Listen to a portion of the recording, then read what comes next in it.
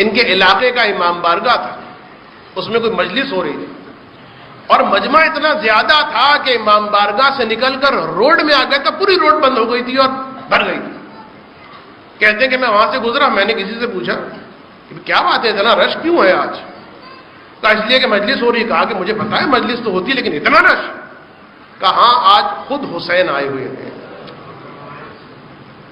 آج حسین خود آئے ہوئے ہیں۔ اور یہ واقعہ کئی کتابوں میں نے پڑھا، کئی علماء نے اس کو نقل کیا کہ آج خود حسین آئے ہوئے۔ بس ایک مرتبہ جب میں نے یہ سنا تو میں نے دیکھا کہ آقا حسین ایک مقام پر بیٹھے ہوئے مجلس کے۔ میں مجمع کو چیرتا ہوا آگے بڑھا، حسین کے قریب پہنچا، میرے مولا نے مجھے شفقت کی نگاہ سے دیکھا اور کہا کہ اے محدث زادے کیا بات ہے، کچھ پریشان دکھائی دیتے ہو؟ کہا مولا کیا کروں، ایام اضحیٰ شروع ہونے والے ہیں لیکن لگتا ہے کہ اس سال میں پڑھ نہیں پاؤں گا، آپ کی مصیبتیں بیان نہیں کر پاؤں گا۔ ایک مرتبہ آقا حسین نے فرمایا کہ سید مصطفیٰ سے کہو میری بیٹی سکینہ کے مصاحب پڑھے۔ محدث زادے کون ہے؟ واقعا عجیب شخصیت ہے، شیخ عباس قمی علیہ الرحمہ صاحب مفاتیح الجنان، بڑی عظیم شخصیت ہے، بڑی قبول ہوئی ہے ان کی کتاب بارگاہ اہل بیت میں مفاتیح الجنان۔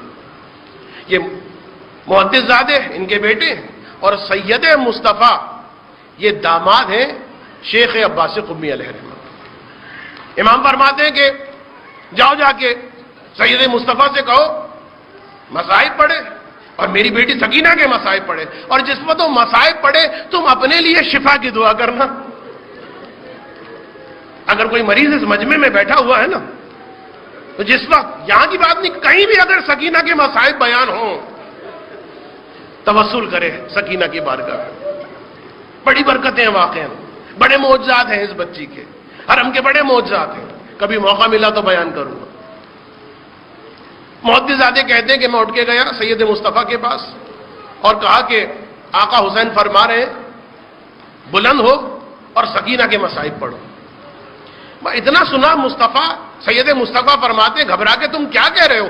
میں حسین کے سامنے یہ پڑھوں کہ سکینہ کے تماچے لگے؟ میں حسین کے سامنے یہ پڑھوں کہ سکینہ کی گردن میں رسی باندھی گئی؟ میں نہیں پڑھ سکتا۔ محدث زادے نے آقا حسین سے کہا، امام حسین اپنے مقام سے بلند ہوئے، اے سید مصطفیٰ میں تمہیں حکم دے رہا ہوں تم سکینہ کے مصائب پڑھو، سب سننے کے لیے منتظر ہے۔ سکینہ کے مصائب وہ ہیں جو حسین سننا چاہتے ہیں۔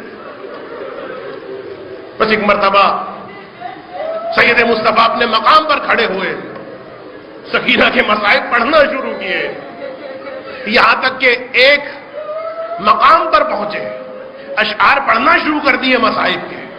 ایران کا طریقہ یہ ہے کہ صرف نثر نہیں ہوتی، اس کے ساتھ ساتھ اشعار بھی ہوتے ہیں مصائب۔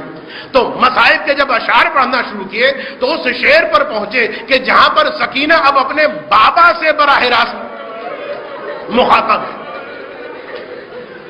اور وہ شعر پڑھا کہ جس میں سکینہ کی وہ مصیبت بیان کی گئی کہ جس کو سمجھنے کے لیے صرف میں آپ کو یہ کہوں گا کہ آپ کے گھر میں اگر 3-4 برس کی بچی تو آپ اپنے ہاتھ کو دیکھیں اور بچی کے رخسار کو دیکھیں۔ سید مصطفیٰ نے شعر پڑھا، دستے عدو ہے میرے بابا حسین، دستے عدو بزرگ تر از صورت منبود۔ اے بابا جس ظالم نے مجھے تماچے مارے تھے نا اس کا ہاتھ میرے رخسار سے بڑا تھا، یہ ایک سیلی زد کہ لالے گوشے میرا دریز، اس نے جب تماچا مارا ارے بابا اسی وقت میرے کانوں کی بالیاں۔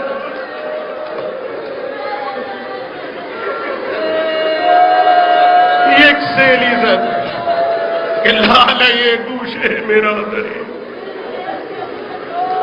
الا ولعنت اللہ